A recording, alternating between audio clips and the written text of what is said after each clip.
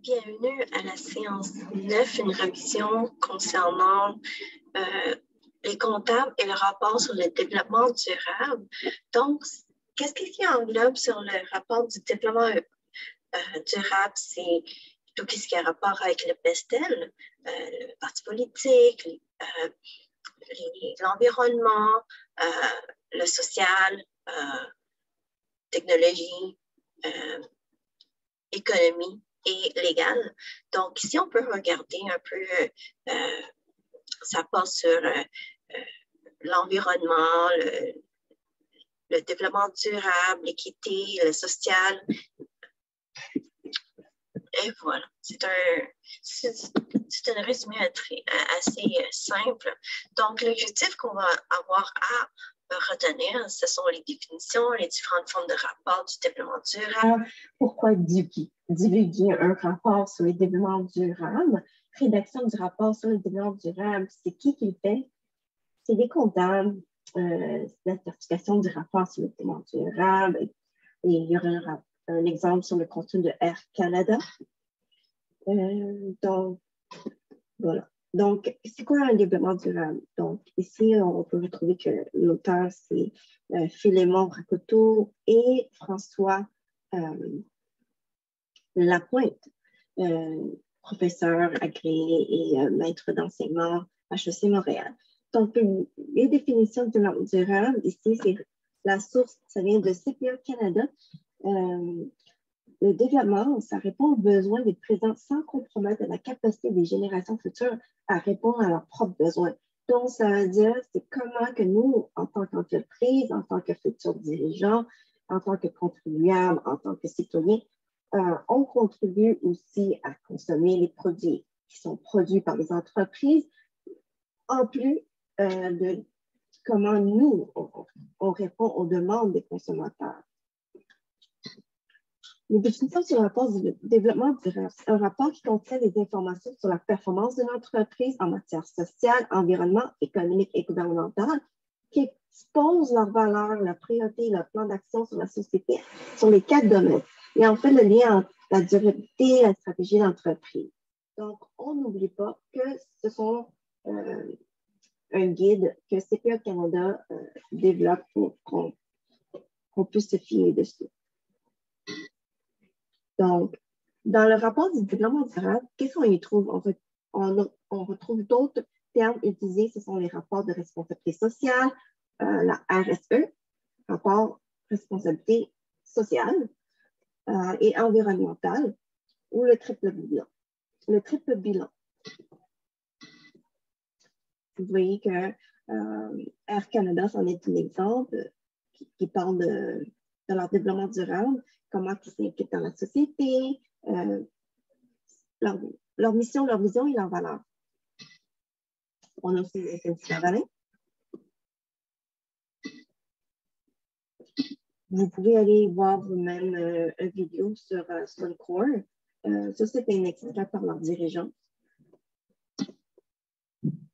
Pourquoi divulguer? En fait, parce que les avantages, c'est de fournir la compréhension des avantages du développement durable à l'échelle de l'entreprise, révéler des aspects des politiques, des programmes, des systèmes de développement durable qui peuvent être améliorés, mettre en évidence les questions qui intéressent le plus d'entreprises et de parties prenantes, éclairer la direction afin qu'ils puissent faire des investissements plus efficaces en matière de développement durable, rendre les communications sur le développement durable plus pertinentes et plus efficaces, établir un lien entre la performance en matière de développement durable et l'amélioration du résultat net de la société. Donc, vous pouvez y retrouver encore les sources qui sont tirées de CPA Canada.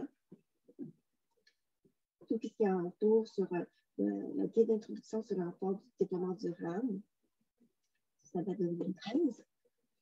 Au niveau de la statistique, une étude conduite par KPMG auprès de 100 plus grandes compagnies de 11 pays du Nord américain, européen et océanien a montré que 28% d'entre elles publiaient un rapport sur le développement durable, alors que ce pourcentage n'était que 12% en 1993.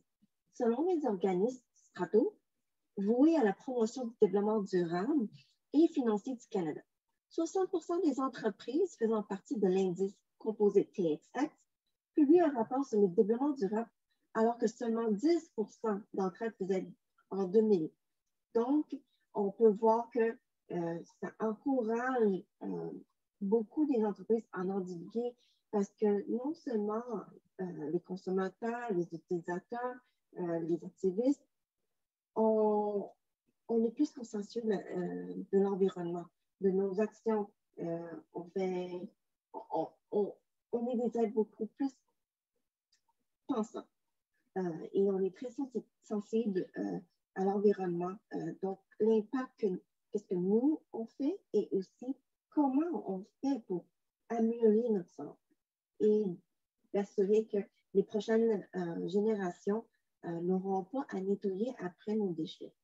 Alors, on peut aussi retrouver que 46% des rapports sur le développement durable représentés par GRI et aussi le certificateur externe en 2002. Qui lit les rapports des états financiers dans les entreprises? Bien, évidemment, on a les consommateurs qui sont les investisseurs. On doit aussi mieux choisir les fournisseurs de biens et de services. Les entreprises évaluent les partenaires et les fournisseurs potentiels. Les employés, parce qu'ils veulent s'informer au sujet de leurs employeurs, des activités, leur développement, et aussi s'engager dans des activités. On peut aussi parler des syndicats, les étudiants comme nous, on fait beaucoup d'analyse des entreprises. Et aussi, ça nous donne un effet potentiel sur les employeurs qui vont nous embaucher, pour qui on va travailler. Donc, ça a un impact aussi dans notre processus décisionnel. Alors, on a les autorités réglementaires, on a le gouvernement qui probablement vont faire des subventions. Aussi, on veut valider les informations divulguées, les investisseurs, les analystes, comme c'était dit plus tôt.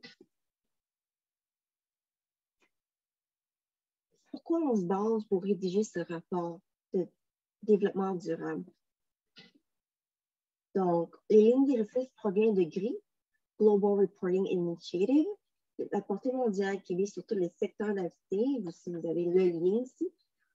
Et les lignes directrices de la SASB, Sustainability Accounting Standard Board. Ça vient exclusivement des entreprises cotées à la bourse aux États-Unis.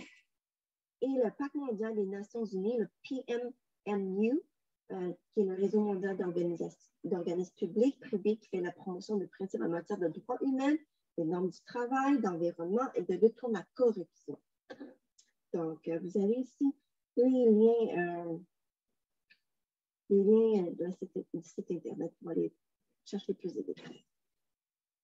On peut aussi retrouver vers le développement des miniers, le VDMD, l'Association minière du Canada, normes spécifiques sur le secteur minier canadien, Initiative pour la transparence dans les industries extractives, Extractive Industry Transparency Initiative, EITI, norme mondiale au fait de promotion de la transparence et la responsabilité en matière de revenus dans le secteur minier, les principes équateurs, cadre de gestion de risques qui permettent aux institutions financières de déterminer, d'évaluer et de gérer les risques sociaux environnementaux associés à leur projet. Donc, voici les lignes directrices GRI, le G4. Ça, c'est mis en œuvre en 2013, mis à jour en 2015. Le rapport GRI, les lignes directrices GRI, compose de 269 pages. On y trouve dans le rapport de ligne directrice GRI.